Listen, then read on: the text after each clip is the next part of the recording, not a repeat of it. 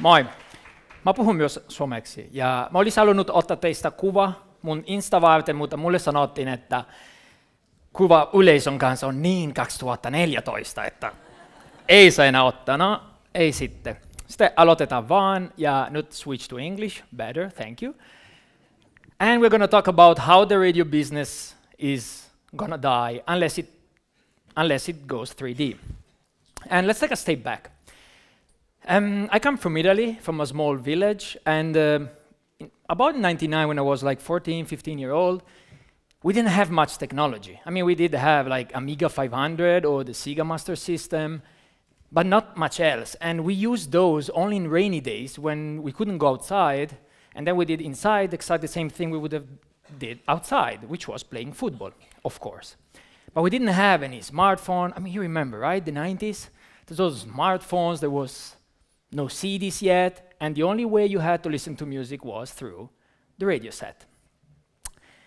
And I had this favorite program. It was on Saturday at 2 p.m. It was the top 50 songs of the week, and I loved that program because with that, you could do the most amazing mixtapes to give to girls at school, of course. So the way it worked was you take the mixtape, you put it in the radio set, you press record when the music starts, dance a little bit, not too far from the radio set because you still have to press stop when it ends. And then you fill up your whole mixtape, write some cheesy name on it, something like Bellissime canzoni d'amore, and then give it to the girl you like at school. And then hope with all your heart that she's also into Britney Spears' Baby One More Time as much as you are. Now, 20 years later, mixtapes have been replaced by CDs, which have been replaced already by digital music. But can it be that after 20 years, after 40 years, we are still listening to the radio set in an FM way? When I started to wonder about, I checked, and there is actually not really many surveys about it. And one research that says that in every home in Finland, there is, sorry, 90% of homes in Finland, there is a TV set. The same research says that every household in Finland has 6 radio sets. Wait, what? Who has 6 radio sets? I mean, I have 0, so that means he probably has 12. And that number doesn't make any sense. So when I don't trust numbers in Finland, then I usually look at UK or US, and US is a bit too far, so let's look at UK. In UK, 1 out of 9 has a radio. And this number already, it's more close to reality, I think. And also 1 out of 4 is an iPad, which does a lot. And when asked, do you listen to the radio regularly? In the past 10 years, about 77% always said, yes, I do listen to the radio. But then look at last year. It went down almost 20% because what happened last year, or what's happening, is that faster internet connection and better music streaming services. So people are, or at least this number looks like people are going away from radio. Now, back to Finland.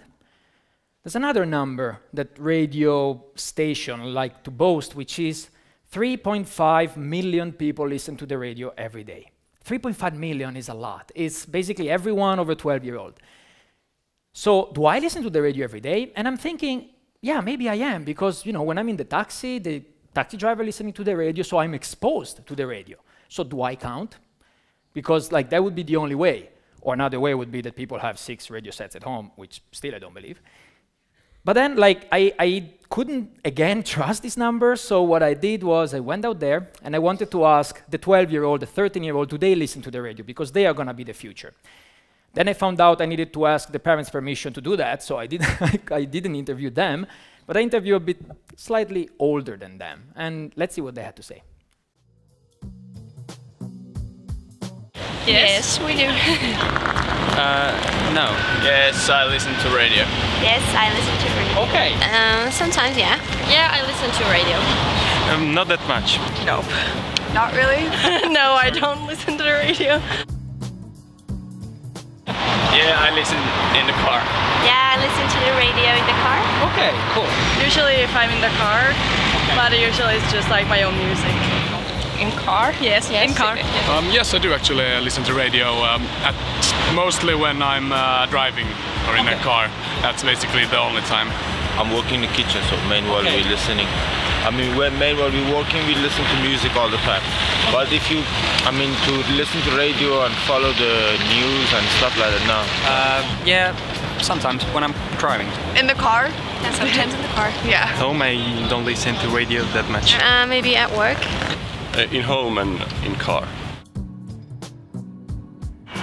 I do not, in a sense, I do not own a radio like the physical one, but I know that you can get it through internet.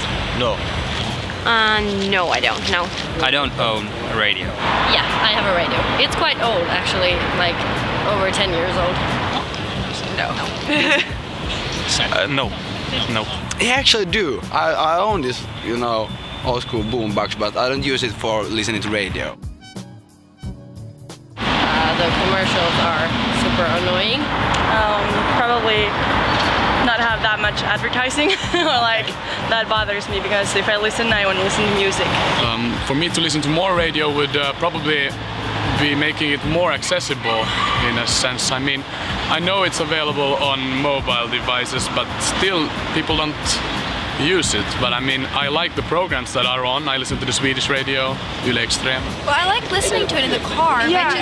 I just don't listen to it otherwise. It's not like I don't like the radio. It's just if I download my own music, I know what's coming, and I'm listening to what I listen to. So.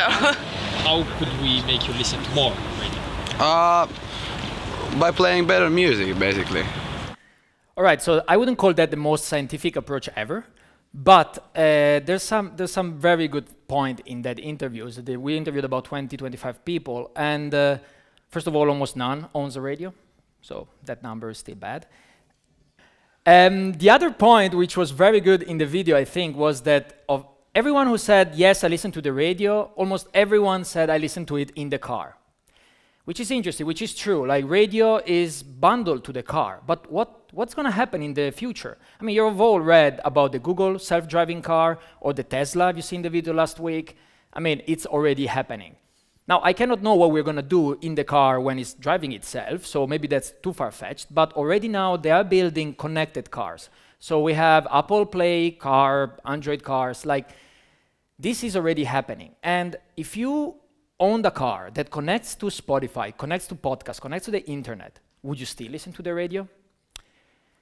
Then we have also the city, for example, the city of Helsinki says its vision is that to make pointless the ownership of a car in the next 10 years. It's a difficult vision, but it might be true. And maybe also other cities will follow afterwards. So if you didn't own a car, would you listen to the radio? Now let me repeat that. If you owned a car that connects to the internet, or if you didn't own a car at all, would you listen to the radio? And I think you wouldn't, or you wouldn't that much. And with algorithms from Spotify or Apple Music, why would I want people to choose the music that's right for me? Because they might play something like this. So the question is the music the reason we are listening to the radio? And I think it's not. Because right now you can access your music. For example, you know, Spotify gives you every week the Discover Weekly, which is based on my listening habits, or Apple Music has the For You section, I think. The only one I know who listens to Apple Music is Ville anyway. But the thing is that music is not a reason enough to listen to the radio. So radio needs to do something more for me to listen to it. What it has to do is to grab my attention. And how does it do that? For example, it gives me something that I can talk about with my friends, or gives me something that I can share. It gives me something that makes me smarter, and especially it should give me something that I can listen on the go. And that is why I believe that radio will die unless it goes 3D. Because all of these that I'm talking about, they're all shareable experiences that radio is not giving me at the moment. And when I talk about 3D, I'm not talking about these weird glasses you get at the movie theater. I'm talking about digitalize, distribution, and diversify. Let's go check them one by one. Digitalize, I mean, you need to fish where the fishes are. And the fishes, in our time, have a smartphone. So radio needs to go more digital. Like, people spend 2 hours, 51 minutes per day on their mobile. And I bet in this room we spend even more than that. How much of that time is spent listening to the radio? When was the last time you had your phone and you were listening to the radio through your phone? So radio needs to go more digital, needs to embrace the digitalization. And also in order to do that, needs to start to gather some data. So me, in the car of the taxi, listening to what the driver is listening for 10 minutes while tweeting, I shouldn't be counted as listener of the radio. They should really get real numbers. And that you do through data.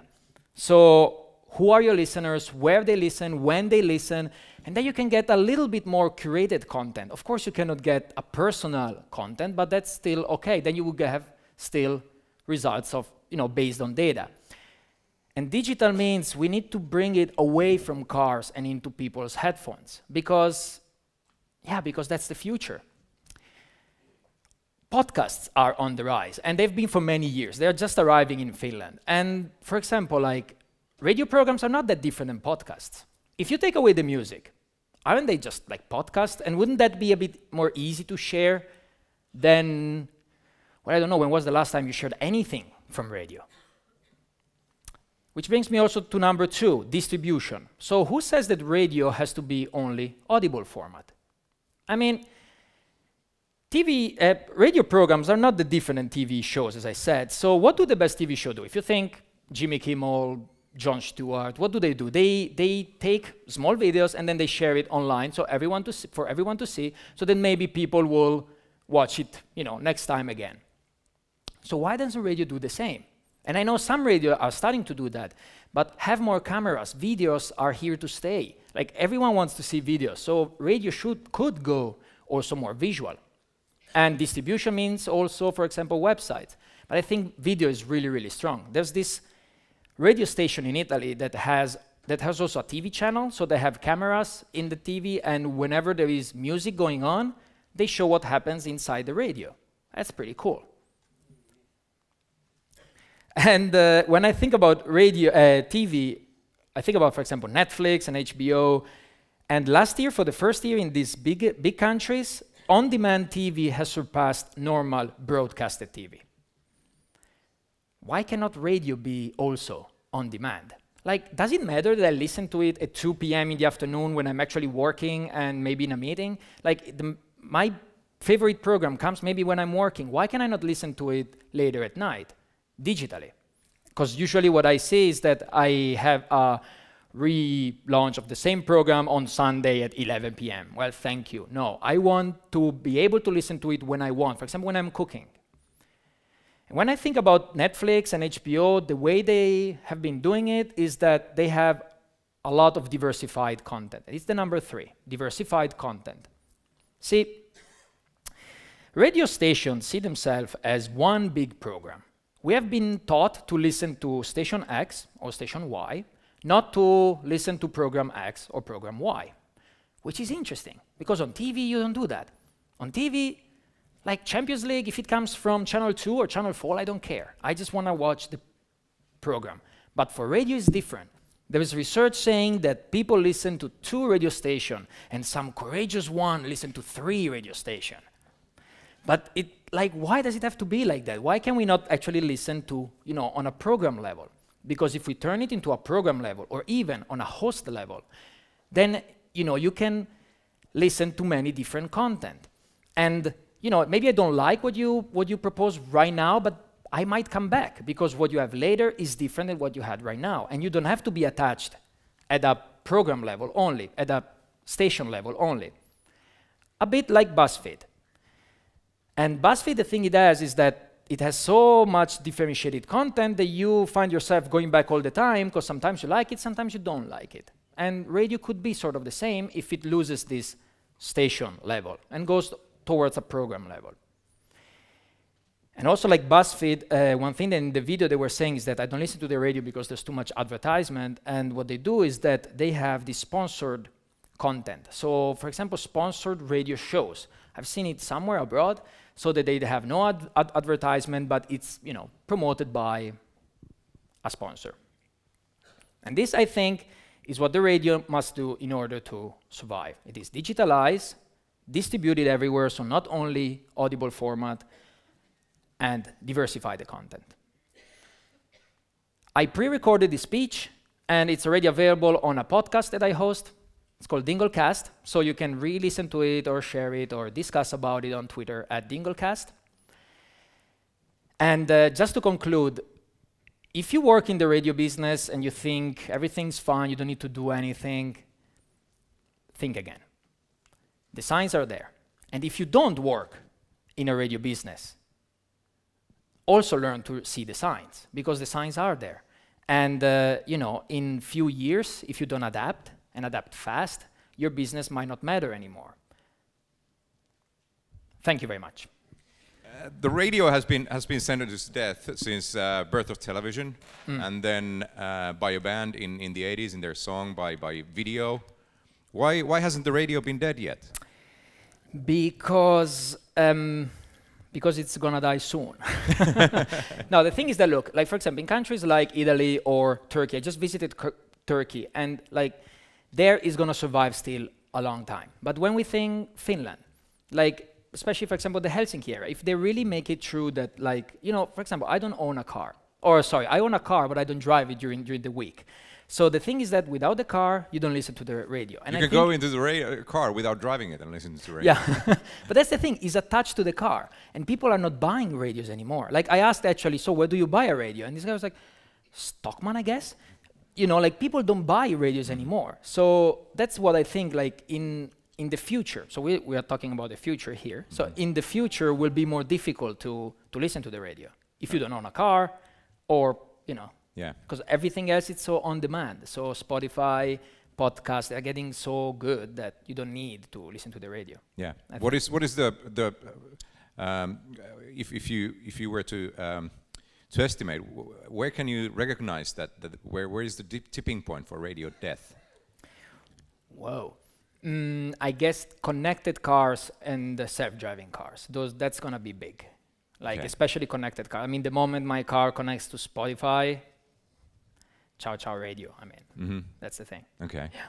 And what about for radio now today in these handsets? Yeah. Why do you think they haven't succeeded? They are there. I don't know. But they're not being used. Yeah, they have. For example, they have a button on their website where you can stream the radio. That's not easy. Like they need to make it easier for me to listen to it, and it's crazy because there's some radio hosts that are really, really good. And of course, I'm talking mostly about, like, for example, Italy, where I listened more. And the radio hosts are very good. But people, for example, on social media, they never share stuff that they listen from radio, because how do you share it?